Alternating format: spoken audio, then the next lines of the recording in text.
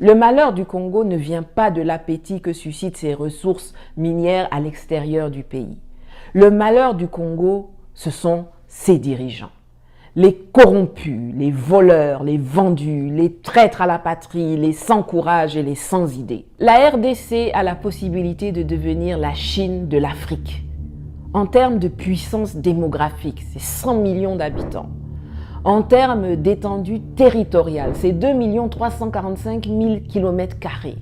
En termes de ressources minières, mais au lieu d'être un colosse qui inspire le respect, qui propulse le développement, qui envoie des gens dans l'espace, c'est un géant aux pieds d'argile que ses petits voisins violentent au calme depuis des années et qui expédie ses enfants 6 pieds sous terre.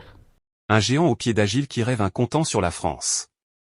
Tenez-vous bien, le 26 janvier 2025, à l'ONU, les autorités françaises déclarent ceci. La France appelle instamment à un retour au cessez-le-feu et une reprise du dialogue. Il n'y a pas d'issue militaire au conflit. Le président de la République, Emmanuel Macron, l'a rappelé hier au président Kagame et Tshisekedi, avec lesquels il s'est entretenu. Vous l'avez bien entendu, les autorités françaises déclarent qu'il n'y a pas d'issue militaire au conflit, que la force n'est pas une option. Mes chers amis, soyons réalistes et lucides. Dans le monde d'aujourd'hui, qui veut la paix prépare la guerre. Celui qui tolère la rébellion accepte qu'elle s'étende. Ne pensez pas que les Français ignorent cela. S'ils se permettent de parler ainsi, c'est bien parce que la France est le premier partenaire militaire de la RDC. Le président français lui-même l'a rappelé en mars 2023, déclarant son engagement à aider le Congo à assurer sa sécurité militaire et sécuritaire. Aucun pays d'Afrique n'est plus doté que le vôtre de richesses de toutes sortes et une capacité à saisir un destin d'exception. C'est pourquoi nous souhaitons bâtir un partenariat nouveau sur plusieurs axes. D'abord, vous aider à la pleine souveraineté sur le plan sécuritaire et militaire. Nous sommes déjà les premiers partenaires en termes de formation militaire de la RDC. Nous souhaitons faire davantage parce que la condition pour qu'il y ait, dans la durée, la fin des pillages, la fin du risque de balkanisation que j'évoquais, c'est qu'il y ait le retour de l'État régalien et des conditions de cet État régalien partout sur le territoire. Nous souhaitons être des partenaires dans la durée de ce travail. Ça, c'était le président français. Parlons maintenant du président congolais, Félix Tshisekedi. En novembre 2023, lors d'une interview sur un média français, il affirmait à son tour. Le M23 a repris le terrain perdu, il menace à nouveau les localités, les villes de Saké et bien sûr de Goma. C'est donc un échec? Ils ne prendront pas Goma. Retenez-le, ils ne prendront pas Goma. Pourquoi? Parce que y aura une réplique de notre part. Il y a à peine quelques jours, Goma est tombé. Pertinemment, on ne cautionne pas tout ce qui est dit dans la vidéo qui suit, notamment lorsqu'il est mentionné que la population applaudit. En direct de Goma, Majengo Gouene, au-dessus de l'aéroport, niveau vision 2020, le M23 vient de faire son entrée dans la ville. La population est en train de les accueillir, vous le voyez avec leur matériel militaire, et la population qui est en train de chanter pour souhaiter la bienvenue au nouveau maître de la ville. C'est confirmé lundi 27 janvier 2025, il est 7h47, le M23 est maître de la ville de Goma. Qu'on soit d'accord ou non, une chose est certaine, Goma est tombé. Cela vous laisse entendre que Félix Tshisekedi et son principal partenaire militaire qui est la France, ont échoué. Sur Telegram, dans un post incisif, la grande sœur Nathalie y en écrit. On a vu, on voit l'état des armées africaines du précaré colonial français, 65 ans après avoir conclu des accords de défense, de coopération militaire avec la France. Même les Ukrainiens ont compris que la France ne peut ni vous apprendre ni vous aider à gagner une guerre. Plus de 1700 ont déserté après une formation par l'armée française. Le Mali a repris Kidal après avoir dégagé l'armée française. Les pays de l'AES sont en train de devenir une puissance militaire africaine après avoir éjecté l'armée française et américaine. Mais c'est Tshisekedi qui compte sur la France pour sauver le Congo des griffes, des rapaces rwandaises, occidentaux et israéliens qui le dépestent. C'est lui qui court auprès de ceux-là même qui financent la balkanisation du pays. Elle va plus loin dans une autre publication, dénonçant les leaders politiques congolais. Et ce qu'elle dit reste d'actualité.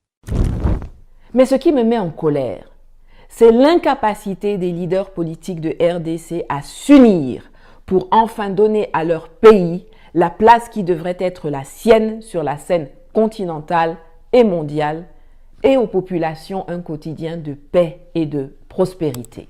Un peuple uni jamais ne sera vaincu. Le malheur du Congo ne vient pas de l'appétit que suscitent ses ressources minières à l'extérieur du pays. Le malheur du Congo, ce sont ses dirigeants. Les corrompus, les voleurs, les vendus, les traîtres à la patrie, les sans courage et les sans idées. Autre fait étonnant, bien que récusé par Félix Tshisekedi, le M23 s'est constitué en parti politique, avec des leaders officiellement reconnus comme congolais.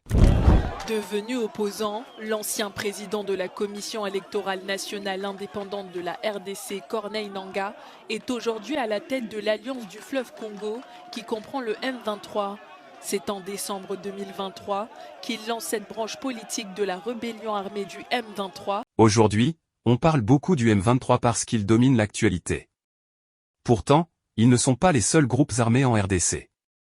D'autres factions existent, soutenues en sous-main par des voisins et des puissances étrangères. L'Est de la RDC, composé du Nord Kivu, du Sud Kivu, de l'Ituri et du Parc national des Virunga, est un territoire où des milices armées, financées par les États voisins, notamment le Burundi, l'Ouganda et le Rwanda, sèment la mort, la violence et la désolation pour s'approprier des richesses du sol et surtout du sous-sol.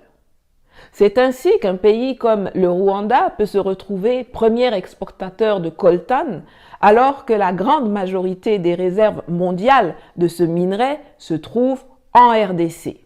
Un peu comme le Burkina Faso s'était retrouvé grand exportateur de cacao au temps où la rébellion de Guillaume Soro avait coupé en deux la Côte d'Ivoire, premier pays producteur. Ils ont manifesté sur le terrain pour exiger le départ justement de l'ambassade américaine parce que l'État américain, l'État voyou américain soutient le Rwanda depuis 1994. D'ailleurs, les preuves historiques sont documentées dans le livre de Charles Nana et de Patrick Beko où l'on voit clairement comment à l'époque, en juillet 1994, le président Bill Clinton avait lancé l'opération Super Hope, cette opération qui consistait justement à armer justement l'armée rwandaise pour qu'elle puisse envahir notre pays depuis 1996. Et d'ailleurs, je vous rappelle ici qu'Owen French, qui est un journaliste ou un correspondant de New York Times, qui a bien précisé dans ses propos que l'armée rwandaise et l'armée ougandaise sont centrales dans la stratégie américaine